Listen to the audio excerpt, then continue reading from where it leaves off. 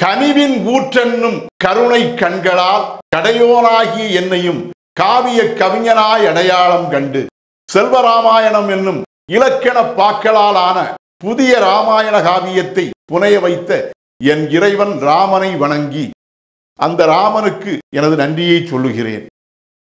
செல்வராமாயண காவிய தொடரை தொடர்ந்து பார்த்து ஆதரவினை வழங்கி வரும் அன்பு மிகுந்த நெஞ்சம் கொண்ட அனைவருக்கும் எனது அன்பான வணக்கம். கடந்த பகுதிகளில் செல்வராமாயண காவியத்தின் 416வது பாடல் மற்றும் அதன் விளக்கம் ஆகியவற்றை பார்த்தோம். அதன் தொடர்ச்சியாக இந்த பகுதியில் 417வது பாடல் மற்றும் அதன் விளக்கம் ஆகியவற்றை பார்ப்போம். செல்வராமாயணம் அயோத்தி பருவம் தயரதன் காலம். சுமந்திரனிடம் சென்று கைகேயி தாயையும் தந்தை தயரதரையும் வணங்கி தனது அன்பினை ராமன் வெளிப்படுத்துதல். பாடல் எண் 417. அணிந்திருந்த பட்டுடையும் அணிகலனும் ஒளியூட்ட மணிமணியாய் வியர்வையுமே மலர்ந்து நேச வழிகாட்ட பணிந்தன்னை வணங்கி இறை பார்த்து உள்ள வளம் நீட்ட தனிந்தன்பு குரலினிலே தான் அழைத்தே நலம் ஊட்ட. இதுவே அந்த 417வது பாடல். இந்த பாடலுக்கான விளக்கத்தை காண்போம்.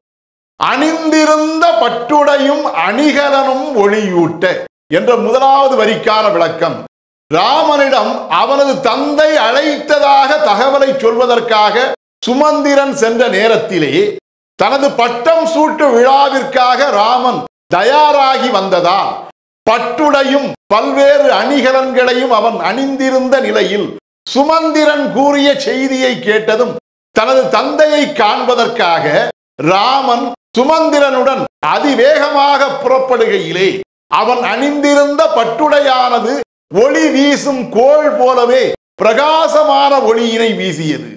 அதனுடன் சேர்ந்து ராமன் அணிந்திருந்த அரச குலத்தினர் அணியும் பல்வேறு அணிகலன்களும் பல்வேறு கோள்களைப் போலவே ஒளியினை அள்ளி தெளித்து ராமனை சுற்றிலும் மேலும் பிரகாசமான ஒளி விளைச்சலை உருவாக்கி இருந்த நிலையில் மணிமணியாய் வியர்வையுமே மலர்ந்து நேச வழிகாட்ட சுமந்திரனுடன் இணைந்து நடந்த வேகமான நடையினால் ராமனது உடலில் ஏற்பட்ட கூடுதலான வெப்பத்தாலும் பரபரப்பினாலும் அவனுக்கு அந்த அதிகாலை நேரத்திலும் கூட சிறிய பவள மணிகளை போன்று மணிமணியான தோற்றத்துடன் வியர்வையானது உடலில் இருந்து வெளிப்பட்டது.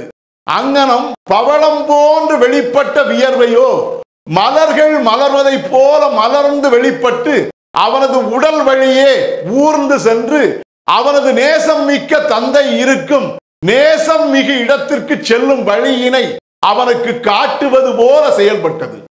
பணிந்தன்னை வணங்கி இறை பார்த்து உள்ள வளம் நீட்ட அவ்வழிகாட்டலின் காரணமாக கைகேயி தாய் மற்றும் இறை என்னும் மன்னராகிய தந்தை தயரதர் ஆகியோரின் இருப்பிடத்தை விரைந்து அடைந்து அவர்களை வணங்கிய ராமன் தனது உள்ளத்தின் வளம் யாவும் நிறைந்து பொங்கும் அன்பு சொற்களை தந்தையை நோக்கி பேசி தனது உள்ளத்தின் வளமான அன்பினை தான் கொண்ட உள்ளத்தின் வள சொற்களை தன்னுடைய நாவினால் நீட்டி பேசுவதன் மூலம் தனது தந்தைக்கு அவன் அள்ளி கொடுத்தான்.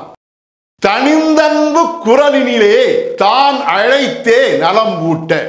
அந்த வார்த்தைகளையும் கூட தனது உள்ளத்தின் வேகத்தை தணித்து நிதானமான குரலிலே தந்தையை அழைத்து அவருக்கு இன்பம் தரும் நல்ல அன்பின் மொழிகளை தன்னுடைய தந்தையுடைய நெஞ்சினுள்ளே ஊட்டுதல் போல் அவன் அள்ளி கொடுத்தான். இதுவே இந்த 417வது பாடலுக்கான விளக்கம். செல்வராமாயணத்தின் 418வது பாடல் மற்றும் அதன் விளக்கம் ஆகியவற்றை அடுத்த தொடரில் காண்போம். செல்வராமாயணத்துக்கு உங்கள் அன்பையும் ஆதரவையும் தொடர்ந்து தருமாறு அன்போடு கேட்டுக்கொள்கிறேன். அனைவருக்கும் நன்றி. வணக்கம்.